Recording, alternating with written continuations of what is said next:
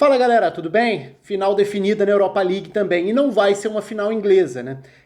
Muita gente imaginava que a Inglaterra pudesse ter as duas finais novamente, né? Como já tinha acontecido em 2019, quando Liverpool e Tottenham fizeram a final da Champions e Arsenal e Chelsea fizeram a final da Europa League. Isso poderia se repetir nessa temporada 2020-2021, mas o Villarreal é um intruso. E acho que o Villarreal é um assunto legal da gente abordar aqui, porque demorou para chegar a esse momento, mas chega a primeira final europeia da história do Villarreal, que é um clube de uma história muito relevante nessas últimas 2 décadas, mas que é uma novidade ainda, por que não, se a gente fizer um distanciamento um pouco maior, historicamente falando, é um clube mais recente do futebol espanhol, como um clube capaz de disputar no cenário europeu. É verdade, não é de agora, então estou falando de 2 décadas dessa transformação. Mas vamos lembrar que o Villarreal jogou a primeira divisão pela primeira vez na Espanha em 1998 e é rebaixado, aí volta na temporada seguinte e consegue se estabelecer quase sempre como um time da parte de cima da tabela na Espanha. Muitas vezes jogando competições europeias, muitas vezes indo bem nas competições europeias. Então, é claro que a grande marca dessa semifinal entre Villarreal e Arsenal era a lembrança da semifinal da Champions de 2005-2006, aquela temporada em que o Barcelona acaba sendo campeão batendo o Arsenal na decisão. Mas poderia ter sido uma final espanhola. E o Riquelme teve aquele pênalti diante do Lehmann na semifinal, que foi um dos lances mais marcantes das semifinais de Champions. O Villarreal esteve muito perto de chegar a uma final da Champions, no momento em que ainda era uma novidade muito maior. Porque hoje a gente olha para essa bagagem das 2 décadas e é muito interessante ver o Villarreal chegar à final de uma competição europeia, ainda que não seja Champions, uma final de Europa League, mas que é muito relevante para a história do clube, é o 11º clube espanhol a jogar uma final europeia, e o Villarreal teve momentos até melhores, se a gente for olhar para essas 2 décadas, mas acaba sendo essa final de 2021 também uma forma de coroar essa trajetória, essa história. Então se a gente for olhar para esse período todo, a gente vai olhar para um Villarreal que foi semifinalista europeu em 2004, em 2006, em 2011, em 2016. Eu tô somando aí, né, Europa League, Copa da UEFA, se a gente pegar o formato antigo, o nome é antigo na verdade, e Champions. Então foram diferentes oportunidades batendo na porta e o time chegando e batendo na trave de uma final europeia. E ela acontece agora em 2021, depois de algumas tentativas frustradas de times que até eram mais fortes. É claro que esse time de 2006 tende a chamar mais atenção, não só pelo Riquelme, mas por outros nomes também. E se a gente olhar para o Villarreal dos anos 2000, a gente vai lembrar de nomes muito relevantes. O Riquelme é uma das estrelas que vem logo à cabeça, mas a gente pode falar aí de Marco Senna, que foi um nome extremamente importante, inclusive para a história da seleção espanhola, se a gente lembrar da Euro 2008.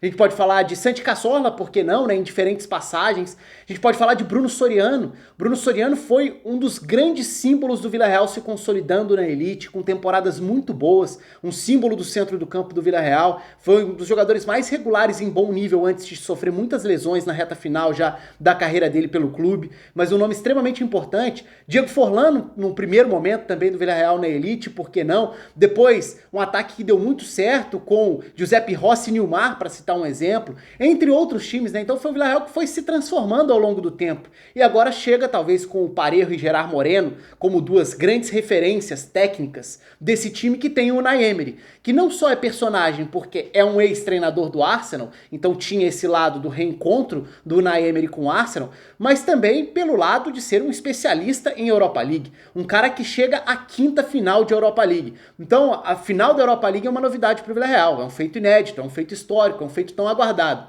Para o Unai Emery, é claro que em tom de brincadeira, mas é só mais uma. É evidente que não é só mais uma, mas é a quinta numa história muito curta, né? Ele foi tricampeão com o Sevilha, ele foi finalista com o Arsenal e agora é finalista com o Villarreal e vai enfrentar a equipe do Manchester United na decisão. Então, evidentemente, é um especialista no torneio também. E eu acho sempre legal reconhecer o mérito de um treinador que não é o único nas finais europeias. Aliás, isso pode até render vídeo especificamente sobre isso, né? Mas da mesma forma que na Champions muita gente olhou e falou, os caras que o PSG abriu mão, né? Tuchel, Cavani, Cavani já citando o Manchester United na semifinal da Champions, Tuchel, Thiago Silva, na final da Europa League dá pra falar de Unai Emery, de Cavani, eu não tô comparando cada caso não, tá? Só tô listando caras que passaram e deixaram o clube num passado não muito distante. E não é nem o caso de colocar tudo no mesmo pacote da avaliação das saídas. Mas por que eu tô lembrando desse aspecto PSG pra falar do Unai Emery? pela ânsia muitas vezes de reduzir uma carreira ou um trabalho ou um personagem, um nome, seja um treinador ou um jogador, a um fracasso por conta da decepção A, B ou C. Então assim, o Unai Emery decepcionou na reta final do trabalho dele no PSG. Não presta, não serve pra nada, e é evidente que não é esse o caso se a gente olhar pra carreira como um todo, para diferentes trabalhos que ele teve e para diferentes casos de sucesso. E levar o Villarreal a uma final de Europa League é nitidamente mais um sucesso, independentemente de um título ou não. É claro que fechar com um título seria o desfecho perfeito pro Unai Emery e pro Villarreal, mas chegar a essa final inédita já é um feito que precisa ser levado em consideração e que precisa ser reconhecido. E aí, até indo além da questão do Villarreal, falando um pouco sobre o jogo, antes de falar um pouco sobre o Manchester United também, acho que foi até uma quinta-feira de Europa League, por isso eu não tô nem abordando os jogos especificamente, acho que foi uma quinta-feira de Europa League mais morna, né, mais fria, se a gente for pensar que um jogo estava definido. Depois da goleada da partida da ida, o Manchester United já estava com a vaga na mão. Seria uma zebraça, uma surpresa gigantesca, um choque se a Roma conseguisse reverter a situação, conseguisse golear o Manchester United para ficar com a vaga. Então as atenções estavam voltadas para o duelo entre Arsenal e Villarreal. Dá para falar que teve emoção na reta final? Teve bola na trave do Arsenal, teve o Arsenal conseguindo ali dar alguns sustos. Mas de uma maneira geral, um jogo fraco, um jogo sem muita coisa acontecendo. Acho que o confronto como um todo foi um confronto muito do parejo, tomando conta do centro do campo. O Villarreal tinha conseguido a vantagem na ida, confirmou com o 0-0 na volta essa vaga na decisão.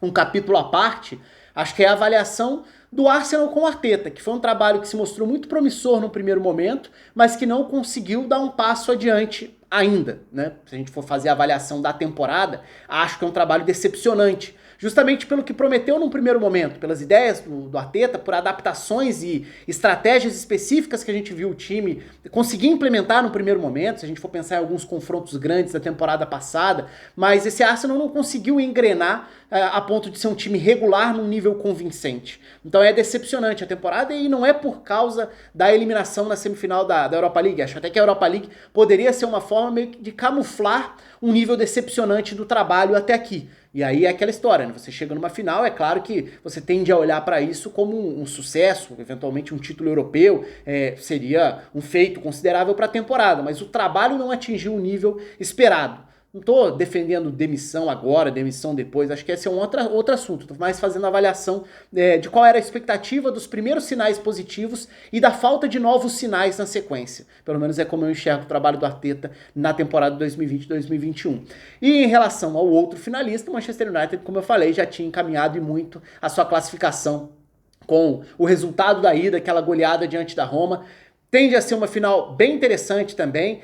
O Manchester United era já há algum tempo dentro dessa Europa League o time com o maior recurso individual, falando em número de jogadores capazes de desequilibrar dentro de uma partida, dentro de um confronto. E isso na semifinal ficou muito nítido, né? Se a gente for olhar para o jogo da ida em que o Manchester United atropela a Roma e tem alguns jogadores brilhando muito individualmente, ainda que não tenha sido uma atuação coletivamente das melhores do United, o United passou por cima da Roma com Pogba, Bruno Fernandes e Cavani brilhando. Cavani brilharia na volta também. Então isso se a gente ainda pode lembrar de nomes como Rashford, como o próprio Greenwood também, são caras que podem brilhar e no brilho individual esses caras podem decidir confrontos. E são caras de nível Champions. Então, o Manchester United tem isso a seu favor.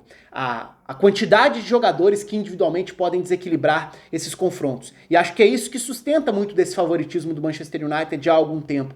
Quando a Roma elimina, até surpreendentemente para mim, a equipe do Ajax anteriormente, acho que a Roma deixou times importantes pelo caminho nessa Europa League, mas a Roma tinha deixado para trás a equipe que talvez coletivamente fosse o melhor futebol da Europa League, o Ajax. Então o Manchester United carrega esse favoritismo para a final, mas vai ter pela frente um Villarreal muito capaz de competir, com bons jogadores, se não no mesmo nível do Manchester United individualmente falando, mas alguns jogadores com experiência, com bom nível, acostumado a jogos importantes também, um Unai Emery que tem esse currículo importante, que sempre tem que ser levado em consideração também. Então acho que promete ser uma boa final e acaba quebrando essa ideia do predomínio inglês, né? Do domínio completo inglês nas duas finais. Então são 3 dos 4 finalistas europeus nessa temporada, o que evidentemente não muda a avaliação de que a Inglaterra tem um número elevado de times num nível alto para o cenário, para o contexto europeu, e mais uma vez isso fica nítido quando a gente faz esse olhar para os finalistas, para o sucesso das equipes inglesas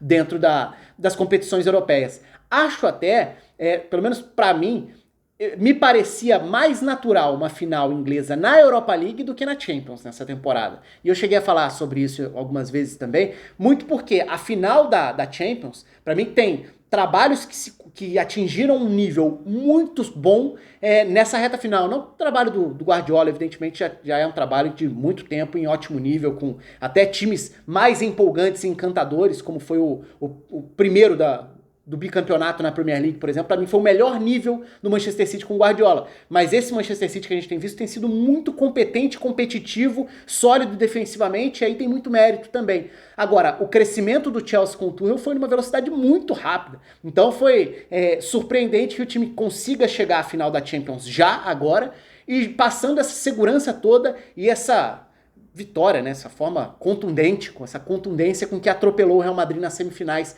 da Champions. Então eu olhava para a Europa League até como uma competição em que a final inglesa parecia mais provável. Acabou não sendo esse o desfecho. A final inglesa é na Champions e o Manchester United é o representante inglês na final da Europa League, e o espaço está aberto aí para vocês. É claro que essas duas decisões vão render assunto aqui no canal nas próximas semanas. As decisões são só no fim de maio, então ainda tem um tempinho para a gente falar sobre elas, sobre o que vai acontecer até lá, até com esses clubes no cenário nacional também, né? Quase todo o olhar nesse caso para a Inglaterra, mas para o Villarreal no Campeonato Espanhol também. Um abraço para todo mundo, se inscreva aí no canal, deixa a curtida no vídeo e até a próxima.